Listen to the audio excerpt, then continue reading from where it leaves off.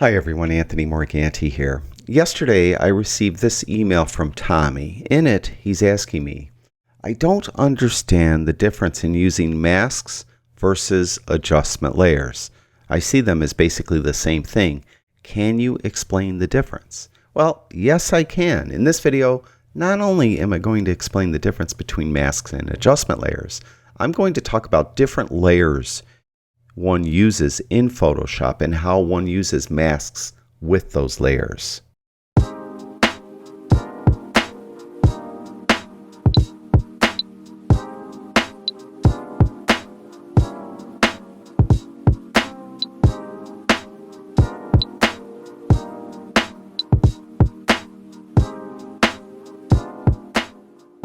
I could just email Tommy back and tell him the difference between adjustment layers and masks, but I don't think that will give him a thorough understanding of layers in Photoshop and how masks are used with layers in Photoshop.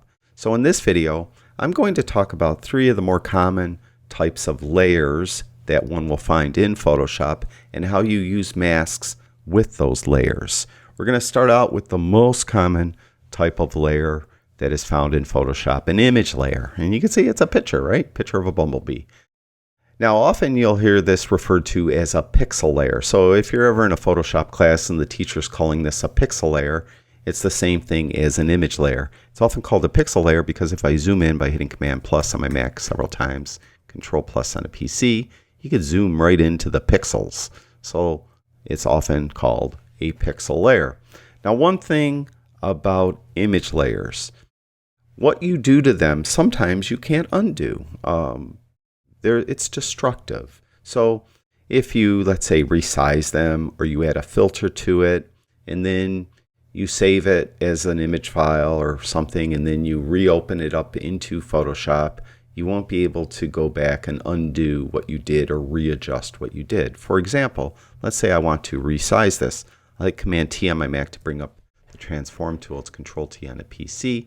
And let's just shrink it way down. So it's a very tiny image now. And we'll click the check mark to commit to that transformation. Now let's say, oh, I need it large. So I'm going to hit Command T on my Mac again and resize it back up to its original size. So we'll pull it out this way. And what happened? We don't have that resolution anymore. Click the check mark and you could see that it's now blurry.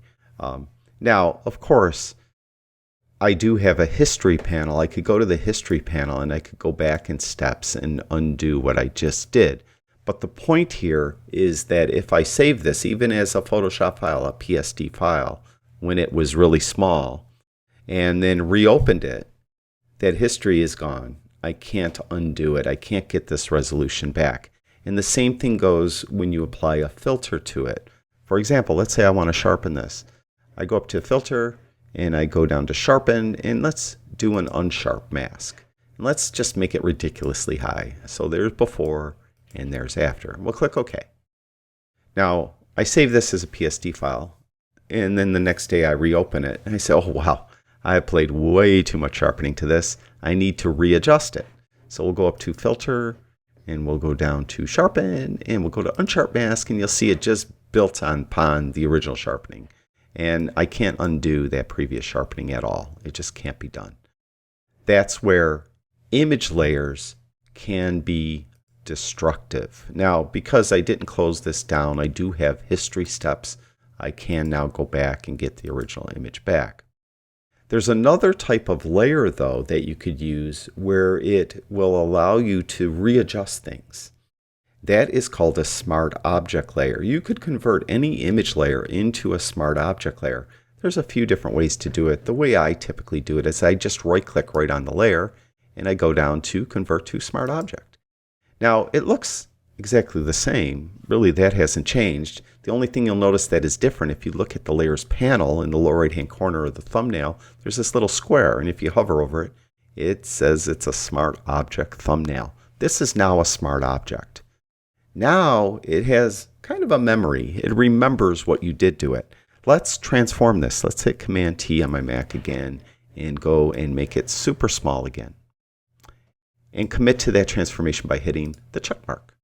Now I say, oh no, I need it large again. So I'll hit Command T, and I'll go and grab that corner again and just bring it right back up. And you can see that at the check mark, it remembered. I'm back to where I began. It has all that resolution back into the image.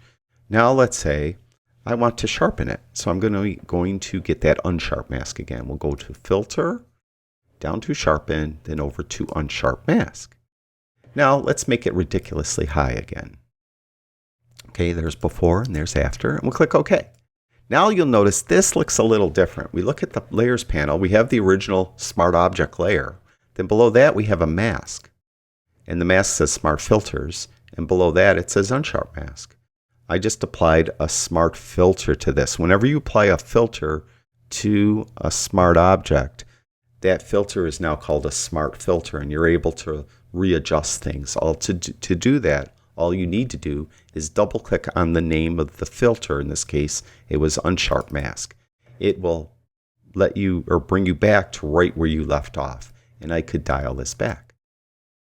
Right? Then click OK. And I could do that as much as I want. If I want to readjust it again, just double click on Unsharp Mask, and I could then apply the sharpening.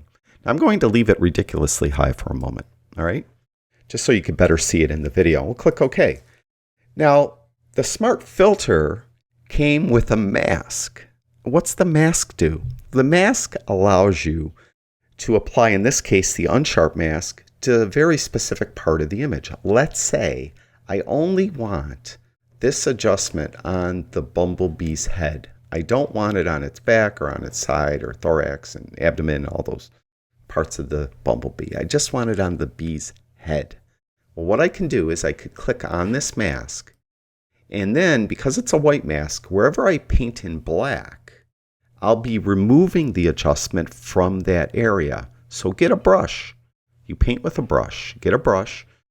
Make sure that the swatches are black and white, and since we're painting in black, make sure black is the foreground swatch. If it isn't, just hit the X key to flip-flop it. Now, I'm going to get a softer brush, maybe a bit smaller brush. I'll hit the left bracket key, right bracket key makes it larger. Oh, we got to close this down. There we go, left bracket key.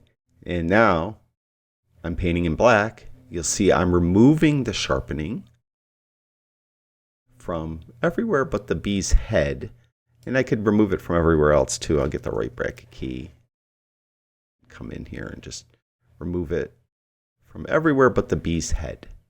Now if you look at the mask on the right, you'll see that I painted black everywhere but the bee's head. The bee's head has white there. That is allowing that sharpening to be applied to just the bee's head. That's where the mask comes in with Smart Filters.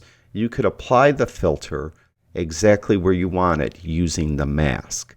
So we've talked about two different types of layers. One was an image layer, or sometimes called a pixel layer, and the other one is a Smart Object layer. The Smart Object layer allows you to use Smart Filters. Smart Filters come with a mask, and with that mask you could apply that Smart Filter directly where you want it. Also with a smart filter, because the filter is on a smart object, you could go back in and readjust things. Now let's go back in history to the beginning. So this is a normal image layer now. It's no longer a smart object layer. All right, let's get rid of that obnoxious brush. And let's talk about another type of layer, an adjustment layer. This is something Tommy asked about. Let's say I want to add saturation to this. I could apply an adjustment layer that is meant for saturation and vibrance. If I go up here, you can see there's a number of different adjustment layers. One of them is called a vibrance adjustment layer. Let's apply that. Let's click that and turn that on. You can see now there's a layer above our image layer. This is the adjustment layer. It too comes with a mask. Now I mentioned I want to add some saturation. So we'll take the saturation slider and let me just turn it ridiculously high so you could see it, very easily see it. So we have saturation really high.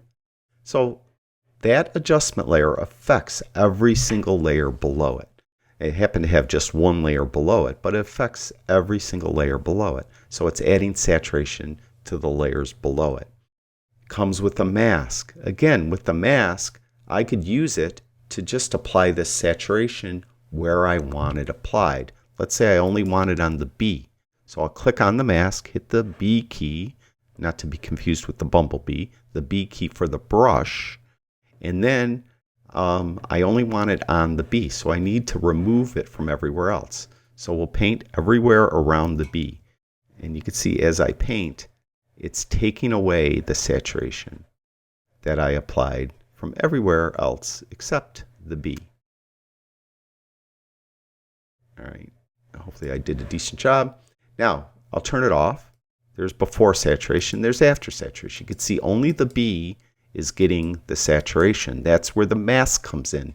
The mask, in the case of adjustment layers, allows you to apply that adjustment to a very specific part of the image. So that's how it's different than an adjustment layer. To answer Tommy's answer directly, an adjustment layer is an adjustment, and you have a number of different types of adjustment layers. Just hover over them: brightness, contrast, levels, curves, exposure, vibrance. So you could do an adjustment to all the layers below that adjustment layer with the adjustment layer. And then you could use the masks so that adjustment only gets applied to a very specific part of the image. So we have masks with smart filters, and we have masks with adjustment layers. You can also use masks on normal everyday layers. Let's go over to this image. This is an image of one of my sons. It's really old. This is probably 10 years ago. He's an adult now. Whenever you have one image layer on top of another image layer, the top image layer will totally cover up the layer below it. I have 3 images, one on top of the other. If I turn off the top layer so you see the layer below it, you can see that, first of all, the top layer is my son in the middle of the bench. Let's turn that off. There's the layer below it is my son on the left side of the bench. Turn that off. The layer at the bottom is my son at the right side of the bench. I could use masks so that I have one image that has 3 versions of my son, one in the middle, one on the left, one on the right. Now to do that, let's turn off that top layer. So now we're just seeing this middle layer. And we know the layer directly below that middle layer is him sitting on the right side of the bench. So what I could do is I could add a mask to this. To add a mask to that, go down to the bottom. This is the mask right here, a little rectangle with a circle in it. Now we have a mask. What we could do, it's a white mask. If we paint in black, it's kind of like poking a hole in the image, allowing the image below it to come through. So get a brush, hit the B key, right? We're going to get a pretty large brush and a pretty hard brush. All right, now we know the image below, he's on the right side of the bench. Just paint over there in black. Wow, he popped through. See, now we have one view, him on the left, him on the right. Just because I used a mask on that middle image to kind of poke a hole in that middle image so the bottom image comes through. Now, the top image, let me turn that on. He's sitting in the middle of the bench. Well, I could apply a mask and poke a hole on his left and a hole on his right and do the same thing. So we'll get the mask. I'm going to get a little smaller of a brush. We'll hit the left bracket key. We're going to paint over here. Just be very careful. We only paint where we need to paint to get him in. And then far this side.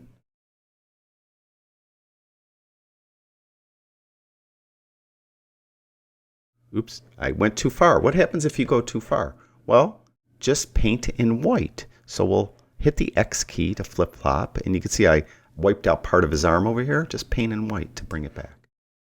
So that's it. That's how I could use masks with image layers so that you could poke a hole in the image layer that's on top so the image layer below comes through. And in this case, I had to do it more than once because I had 3 image layers, one on top of the other. I had to use a mask on the middle image layer to allow that bottom image layer to pop through. Then I had to use a mask on the top image layer to allow both of the layers below it to come through. And now we have one image of 3 versions of my son sitting on a bench. So that's image layers with masks. We talked about smart objects, which come with masks when you use a smart filter. And we've talked about adjustment layers, and adjustment layers come with masks. So you can see masks allow you to either apply a filter where you need it applied, or apply an adjustment where you need it applied, or to allow images that are being covered up by another image to pop through. Hopefully that made sense. Thank you, everyone who watches my videos. I really do appreciate it. I'll talk to you guys soon.